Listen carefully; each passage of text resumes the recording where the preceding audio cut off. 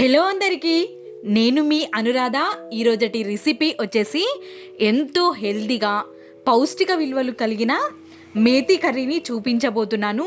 చాలా సింపుల్గా చేసుకునే ఈ కర్రీ చపాతీ, రోటీ, రైస్లోకి ఎంత బానో సెట్ అయిపోతుంది. మనం చేసుకునే ఒక్క పేస్ట్తోనే చాలా మంచి థిక్ గ్రేవీ అనేది వస్తుంది. కాబట్టి ఈ మేతి కర్రీ మనకి వింటర్ సీజన్లో ఎక్కువగా దొరుకుతూ ఉంటుంది. ఇప్పుడు నేను ఒక పెద్ద కట్ట మెంతిని తీసేసుకొని కాడలేమి లేకుండా ఆకులని మాత్రమే కట్ చేసి తీసుకుంటున్నాను. నీట్గా కడిగేసుకొని పక్కకి పెట్టుకున్నాను. ఇప్పుడు ఈ మేతిని వీలైనంత సన్నగా కట్ చేసుకొని తీసుకోవాలి. ఇక్కడ నేను చూపిస్తున్న విధంగా సన్నగా వీలైనంత సన్నగా కట్ చేసుకొని తీసుకోవాలి.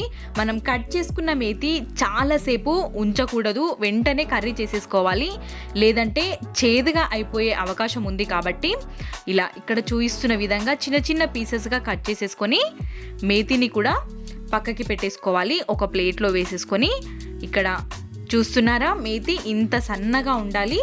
ఇప్పుడు మనం మేతి కర్రీలోకి ప్రిపేర్ చేసుకోవాల్సిన పేస్ట్ని చూపించబోతున్నాను. 2 టేబుల్ స్పూన్స్ వరకు పచ్చి శనగపప్పుని వేయించుకొని తీసుకుంటున్నాను. అదేవిధంగా పల్లీలని కూడా వేయించుకొని తీసుకున్నాను. పల్లీలతో పాటు నువ్వులని కూడా వేయించుకొని తీసుకుంటున్నాను.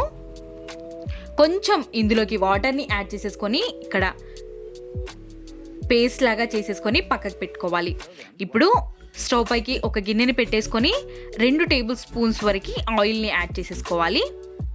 ఆయిల్ వేడైపోయిన తర్వాత ఇందులోకి ఒక 4 to 5 వెల్లుల్లి రెబ్బల్ని యాడ్ చేసేసుకొని ఇందులోనికే ఇప్పుడు మనం కట్ చేసి పెట్టుకున్న మేతిని కూడా యాడ్ చేసుకోవాలి. మేతిని మనం ముందుగా ఇలా ఫ్రై చేసుకోవడం వల్ల మంచి ఫ్లేవర్ అండ్ టేస్ట్ అనేది యాడ్ అవుతుంది. కాబట్టి ముందుగా ఇలా ఫ్రై చేసుకొని తీసుకోవాలి. మనం పెద్ద కట్ట తీసుకున్న ఫ్రై అయి కొంచెమే అయిపోతుంది కట్ట. మేతి అనేది ఇక్కడ మంచిగా ఫ్రై చేసుకొని ఒక ప్లేట్లోకి తీసేసుకోవడమే. చూసారా ఎంత కొద్దిగా అయిపోయింది మేతి అనేది.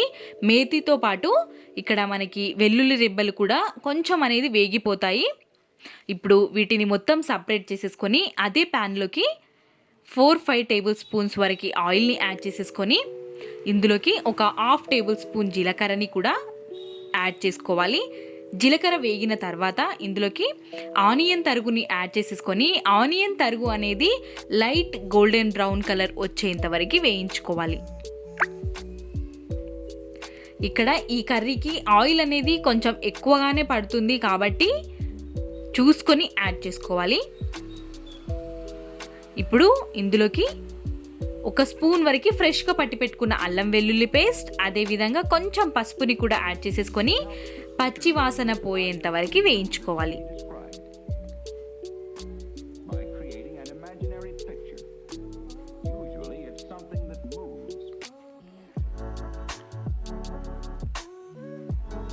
అల్లం వెల్లుల్లి పేస్ట్ పచ్చి వాసన పోయిన తర్వాత ఇందులోకి ఒక రెబ్బ వరకు కరివేపాకుని కూడా యాడ్ చేసేసుకొని వేయించుకోవాలి.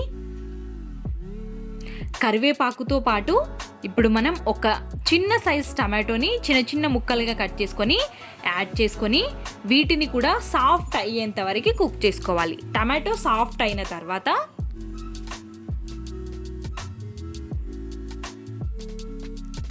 ఇందులోకి 4 to 5 వెండు మిర్చిని యాడ్ చేసుకుంటే మనకి ఫ్లేవర్ బాగుంటుంది. తప్పకుండా వెండు మిర్చిని యాడ్ చేసుకోవాలి ఈ కర్రీలోకి.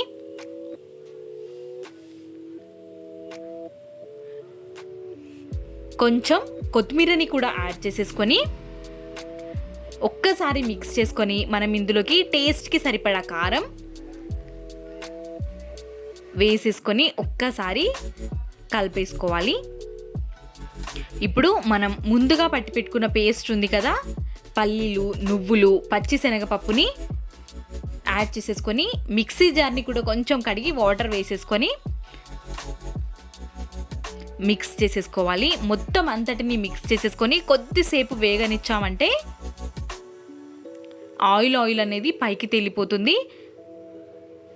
ఇప్పుడు ఇలా కలిపేసుకొని మూతని కవర్ చేసుకొని లో టు మీడియం ఫ్లేమ్ పైన మాత్రమే దీన్ని ఉడికించుకోవాలి, లేదంటే అడుగు పట్టేస్తుంది హై ఫ్లేమ్లో పెట్టుకుంటే.